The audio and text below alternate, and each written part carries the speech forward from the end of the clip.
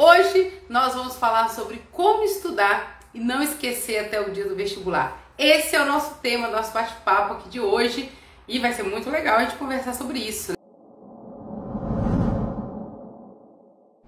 Se você é nova aqui, eu me chamo Débora, sou professora de exatas, sou especialista nos vestibulares de medicina e esse perfil existe para você conquistar sua aprovação em medicina em menos de um ano. Então, vamos juntos aqui conquistar sua vaga, independente se você está no terceiro ano, mesmo que você esteja um tempo fora da escola, mesmo que você esteja há anos se preparando. O nosso objetivo aqui é fazer com que você conquiste a sua vaga em medicina esse ano de 2023. Então, vamos conversar aqui um pouquinho sobre isso. Muitos candidatos, muitos alunos, eles estudam muito, estudam o dia inteiro, estudam o ano inteiro. Quando ele chega no vestibular, ele não lembra do que estudou, ele até lembra, né? Eu estudei essa matéria, eu fiz exercício, mas ele não consegue desenvolver aquela matéria.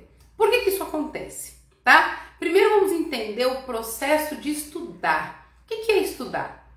Isso é importante. E depois como deixar essa coisa de estudar eficiente, tá? Então olha só. Primeira coisa, estudar é uma atitude ativa, beleza? Então, para eu estar em estudo, para eu estudar, para eu ter eficiência nos meus estudos, é um processo ativo e não passivo. Do que eu estou falando? Se você está assistindo uma live, se você está assistindo aula, se você está não importa se isso é online, se isso é presencial, enquanto você está na posição de receber informação, você não está estudando, tá? Você está recebendo informação. Existem já vários estudos que comprovam que a gente retém muito pouco daquilo que a gente escuta, tá? Então, olha só, estou numa aula, eu fico na aula de 7 da manhã ao meio-dia. Eu vou reter tudo? Vou guardar e aprender tudo que eu vi das 7 ao meio-dia? Com certeza não. O que você vai reter é uma parcela muito pequena se você ficar ali só em aula. Então, olha só, essa coisa de assistir aula, de assistir videoaula e ver de novo, isso não é estudar, gente. Isso é uma atitude passiva e não é de estudante, tá? É de um ouvinte. Você está ouvindo, mas não significa que você vai reter. Quando você for dormir, o seu cérebro vai pegar boa parte de tudo que você ouviu e vai jogar fora, tá? Ele não vai reter. Vai ficar sempre na memória de curto prazo e nunca na de longo prazo. Então, Débora, o que é estudar? Estudar é um processo ativo. Eu fui para aula, o professor explicou uma coisa, eu fiz minhas anotações, resolvi alguns exercícios. Quando eu chego em casa, eu preciso estudar aquilo. Eu preciso ver o conceito, ver se eu entendi realmente o conceito. Eu preciso resolver exercícios sem ajuda ali para eu conseguir fixar e ver se realmente eu consegui compilar aquelas questões. Fazer uma quantidade de questões significativas para realmente validar o meu aprendizado. E depois, fiz isso hoje, Débora, vi aula, sei lá, de probabilidade, geometria plana, não importa qual matéria. Vi, treinei quando cheguei em casa, revi o conceito.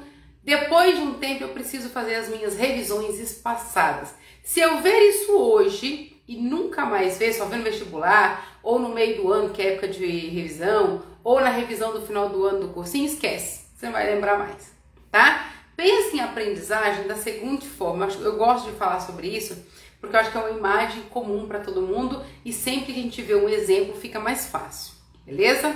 Olha só, imagina o seguinte, tem mato, grama, já passou em trilha? Uma trilha nada mais é que um caminho que a gente faz de tanto pisar. Então, sei lá, vou fazer trilha. Você percebe que tem mato de um lado, mato do outro, cachoeira, tem um tanto de coisa e tem aquele espaço onde todo mundo pisa, onde todo mundo passa. Isso é uma trilha. E por que existe aquele espaço ali onde todo mundo pisa, onde todo mundo passa?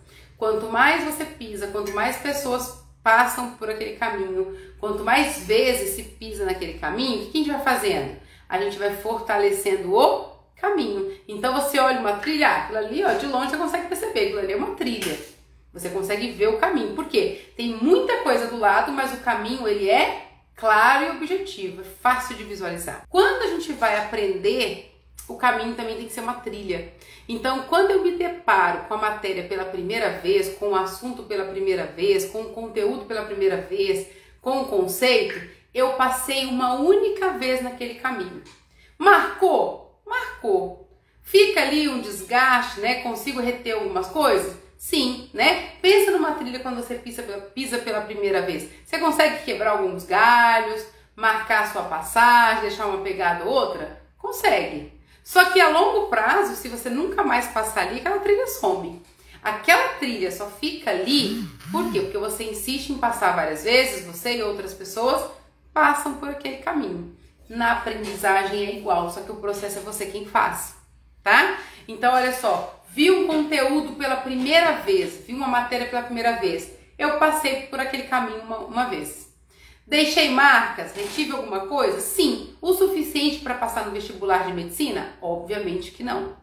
Quando eu chego em casa e começo a resolver exercícios, começo a fazer questões, ler, ter dificuldade, erro, vou e volto, o que acontece? Eu estou fortalecendo essa trilha, eu estou passando várias vezes. Existem as sinapses, as cognições, né, todo o processo de aprendizagem. Então eu começo a fortalecer, imagina só, quando eu vi pela primeira vez é uma linha, um fio bem fininho.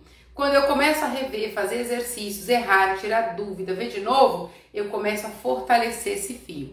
E quando eu fortaleço, eu comunico para minha memória de longo prazo que aquilo é importante e para reter aquilo.